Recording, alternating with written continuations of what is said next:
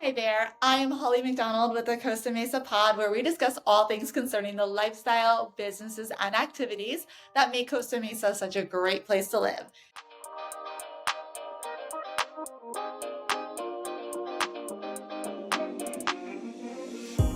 Today I'm with Eduardo, also known as Eddie. He is a local, let's call him like a celebrity, basically. Everybody knows you. Go ahead, tell us a little bit about who you are and what you do. Yes, thank you for having me, Holly. I do appreciate it. I know you've been doing your podcast, and I enjoy watching the clips. So thank you for having me. And yes, I guess I'm a bit of a celebrity, just a community member that's been around. And I grew up here in Costa Mesa. Went to T. Winkle Middle School, went to Estancia High School. I went to actually a few different schools. Majority of the community got to know me from working at a place called Save Our Youth. I'm not sure if you knew that, but I worked at Soy for just about like maybe 13 years, I think. But I was also a soy kid growing up, so it's been a place that's been very dear to my heart. So when I got the opportunity to work there, it just started opening up all these other avenues, just from working with the students and the families and people getting to know what I do as an artist through my craft. So that kind of started branching me out to other networking things, and that's how a lot of people got to know me. First through Soy, and then but I kind of just got through Soy working there through my art. I'm a visual artist. I'm a DJ, and I'm currently studying film and TV at OCC. So I guess just kind of being an artist and getting to do what I love to do, it kind of opened up a lot of doors, including working at Soy. So that's how a lot of people got to know me. So I do remember when you worked at Soy, it's been a while. Yeah. And I remember that you had the talent for doing the DJing, doing the music. Mm-hmm. I do obviously want to get to that because Sure. you are well known in the community for all of the DJing and music work that you do. Mm-hmm. But very quickly, can we just touch on Soy for a moment, and can you explain a little bit about that? Yeah, for those of you that don't know about the Soy Center, it's called Save Our Youth, which is, the acronym is Soy. Save Our Youth was a place that was started by community members. It was started by parents that were a little concerned back in the mid to late 90s when we had a big gang problem. It was mostly the concern about violence among themselves, among the gangs that, would fight among each other and stuff. So some of the parents got together and they started working with the city and being able to find a place where the students could feel safe. They could get some help with their homework. They could have a place to work out, and just a community center. I think every city should have a community center, not that can be accessible to everyone. And I think that was missing on the West Side. So some of the parents got together and they started doing that. And then it just kind of grew from there, kind of organically. It became this big non-profit organization here in Costa Mesa. And I didn't get involved as a staff member until like maybe 2006. But I went through, like I said, in high school, I used to be playing basketball right there in the hoops behind Soy. So I was never per se an active member per se, but it was really like a place where I would go hang out with my friends. At that time, obviously, like I'm a DJ and stuff, and I started young. I started in high school, so that thing for me, that interest kind of sparked early for me. So I spent a lot of time practicing after school, and they didn't have anything like that at Soy, so I wasn't technically an official member, but I would always be hanging out there playing basketball too, because I was in the basketball team. But it's that kind of place where so it's kind of free come. You can kind of, you're free to come and free to leave. But there are programs that they have. They have a scholarship program. They have other programs that are part of the Soy Center. So students can sign up just so we can have them register, but literally they can just come and hang out, do their homework. It's a place that's open for students from 7th grade through 12th grade. And they also have like a scholarship program too, where you obviously have to do another procedure to be in the scholarship program, but you can potentially earn money towards your college education. So that's kind of like, that kind of sums it up, and it's free of charge. They don't charge anything to the students. So it's a great place for the students to come hang out after school. It's an after school program, and they're normally, from when we were there, they were normally open till 7 o'clock or so, or sometimes even 8. I don't know what it's now. It's been a while now. I stopped working there pretty much like right after the pandemic started. All right. But that's what it is. Yeah, it's a great place. I want to talk about your DJing. So you just said you started back in high school. Yeah.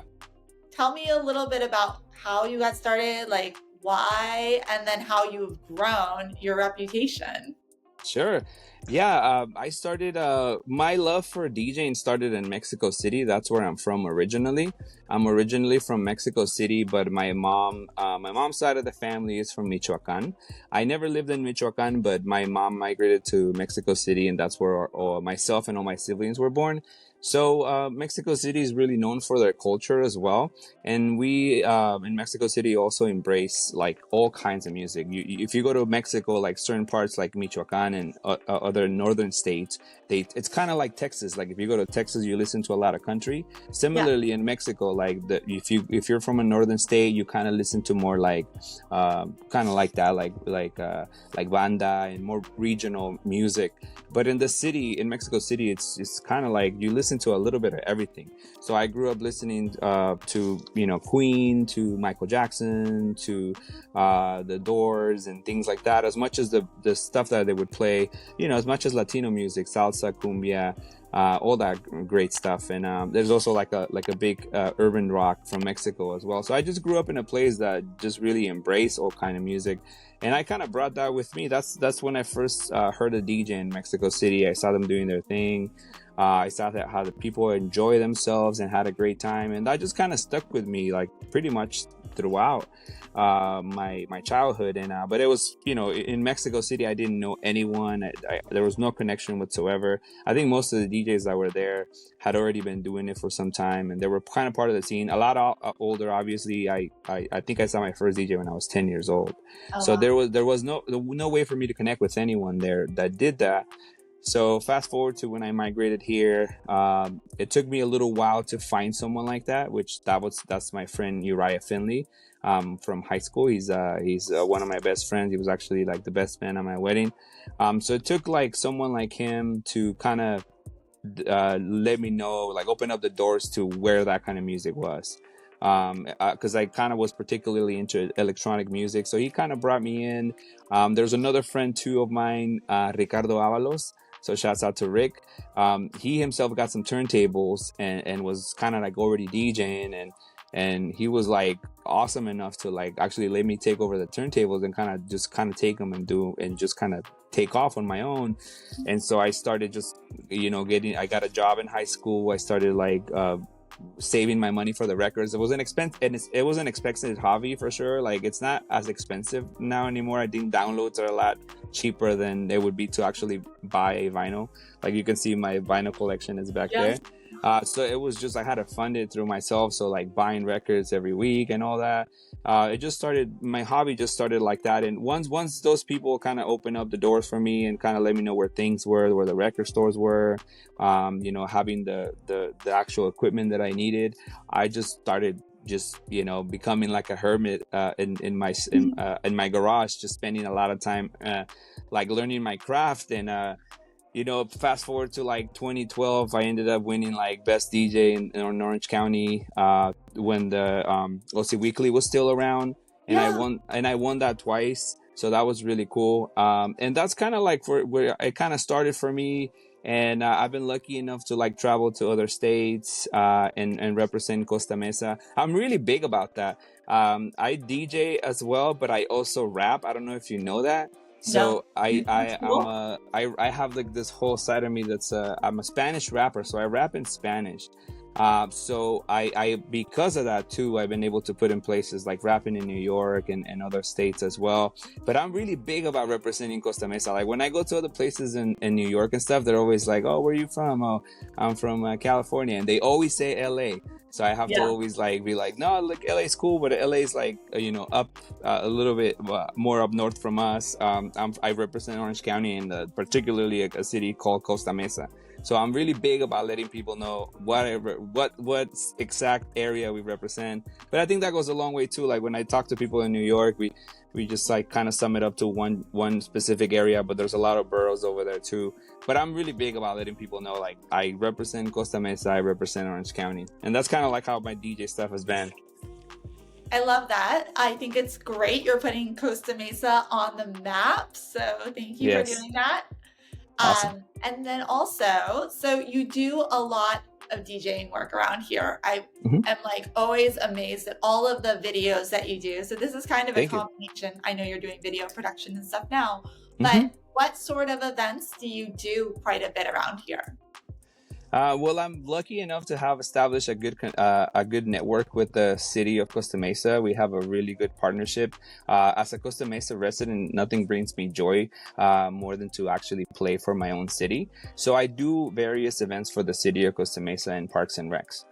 Those are like yearly events that happen, including the Scarecrow Fest, which is actually coming up. I know we begin to establish Hispanic Heritage Celebration, so that's actually tomorrow.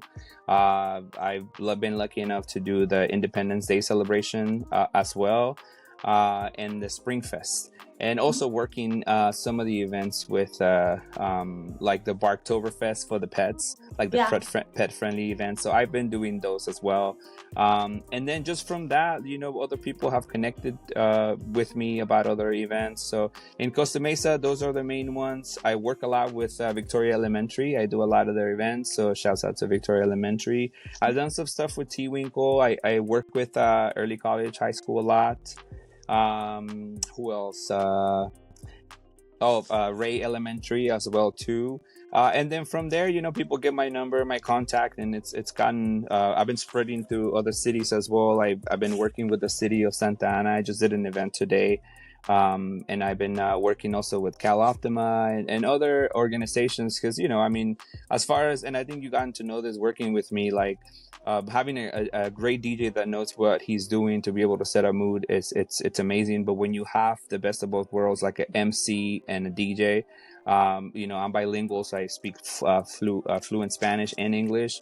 I think it just makes it easier and more comfortable for my clients to work with me because I can MC the event and I can also DJ. So that from people witnessing that, it kind of spreads me around to like different areas and different connections. And even today, like I did the group that we worked today was the older the elderly people. So the older I don't know, there's a specific phrase, but seniors or elders or what is it, the older. It's not older seniors, but yeah, it's basically like the elderly citizens. Yeah. And so I've been doing so that kind of took me there today, and it was a very lively event. And same thing, just knowing what to say on the microphone, knowing what kind of music to play for a specific demographic. It's kind of like a science to this. So that, and then from there, playing, like when I'm done, it never fails. People come up to me and like, hey, we have this thing going on. We love the way you DJ. I know from your event, I've gotten another gig as well too. So that's kind of like how I've been working. But everything just kind of started here in Costa Mesa. Yeah, well, and I was going to say, yes, you've helped me out with events too, and my networking group, Trifecta. Shout out to Trifecta. Shout out to them. Yeah, You've amazing. Been great. You were there with us in the trenches when it was raining for the egg hunt, and then the Little Hot Summer was definitely like a better weather day. But yes, you are incredible at emceeing. You keep the energy up. You are able to speak multiple languages, and I think that helps people to feel like they know what's going on, and it's like inclusive, So thank you for that. Mm-hmm. Now let's jet over to the other part of you that I didn't know existed until about a week ago, but I'm so glad I know. Yeah. Talk about your video and TV production that you're on the journey for. Yeah, I think thank you so much for asking. It is something new that's new to me.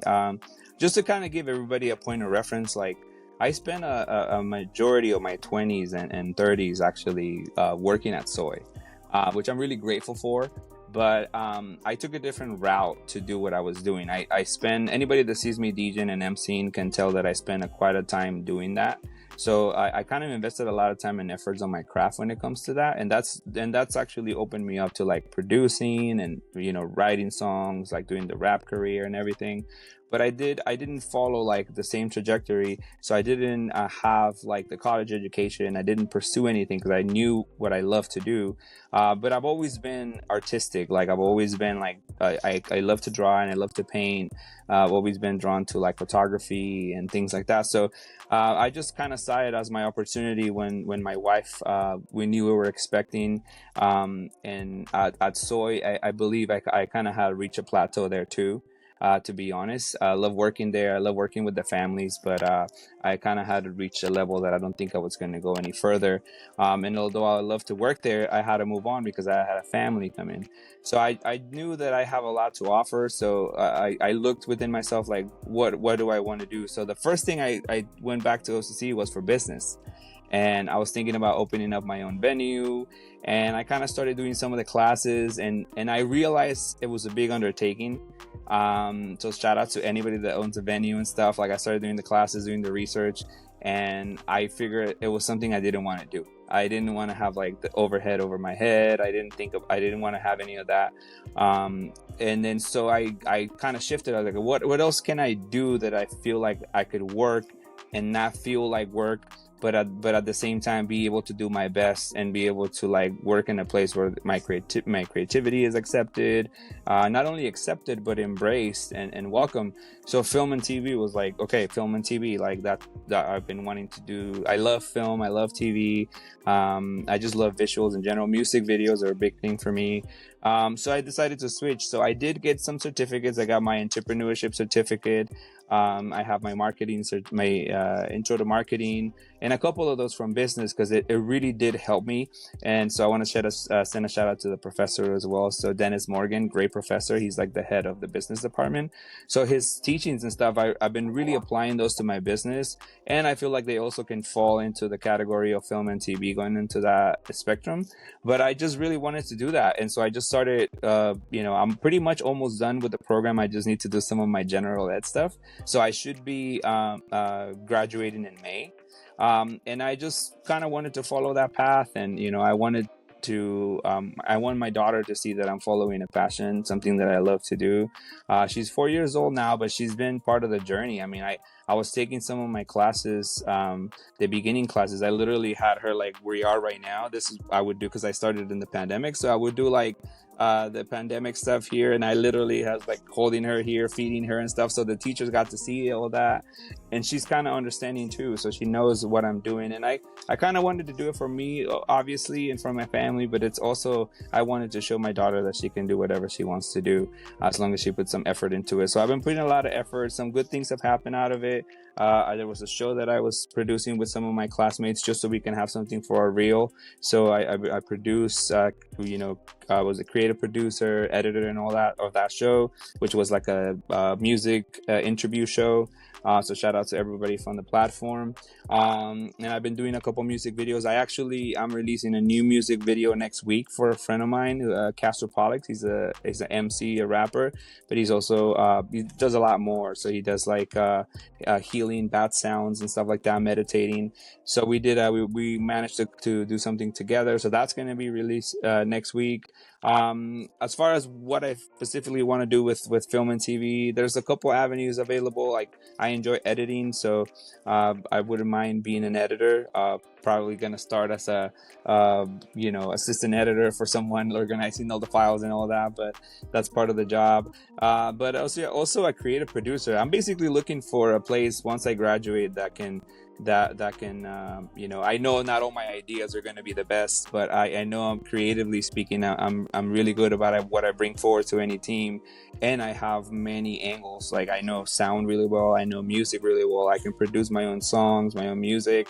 Visually speaking, I'm pretty good with like being able to create a set, like creating a set for whatever it might be. So there's a lot of different avenues within the film and TV spectrum. So I kind of want to hit all those. So I'm looking for a place, looking for like a creative producer who can kind of like oversee and help with some input of everything to be able to make things happen. But editing is also like a strong candidate. But I'm learning everything at OCC, and I just the film and TV program at OCC is amazing. Like all the teachers are super great. I'm super happy that I'm there. I mean, even some of our graduates and some people that have left OCC and that have gone to other universities, they've said like, I learned more here than I learned at the other places. So the film and TV department, it's amazing. If anybody's interested, please stop by, check it out. Don't be shy. Yeah, I bet a lot of people don't even know that is like a topic of study there. So that's amazing. Yeah, it's really great. We have a full-on TV studio, and we have like industry standard equipment. Like there's a good chunk of money in there going into that. So everything can be learned there in the TV studio if you're going into like the TV realm. And we also have great teachers, great faculty that focuses more on documentary and film. So it's just a really balanced program. And all the teachers are super amazing. Everybody's got their own style, but I really love everyone. So Michael Tivaldari, Eric Forcell, Kevin O'Hara, they're all amazing. Taking a class, an audio class right now, audio workshop right now with Michelle. And he was Tajiv, I think his last name. I'm sorry about mispronouncing it or saying it, but he's a great. He actually did sound for Everything Everywhere All at Once. So he's done like so much work, and everybody else too. They just have a really good trajectory and this great career. They pass on the teachings to us, and it's an amazing program, and I love it. Awesome. Well, Eduardo, thank you so much for being such a vibrant part of Costa Mesa, such a creative part of it, all of the work you've done to support people here.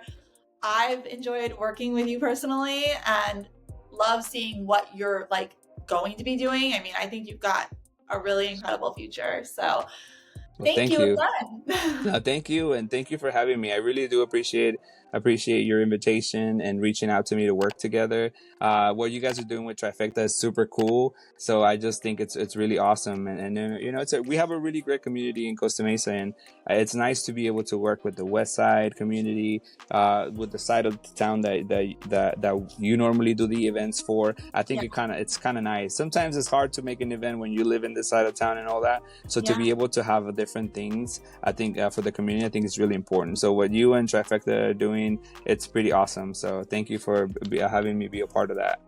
Okay, well, thank you. Talk soon. I'll make sure to link all of your contact information as well. Well, thank you so much. Bye. Let's see you.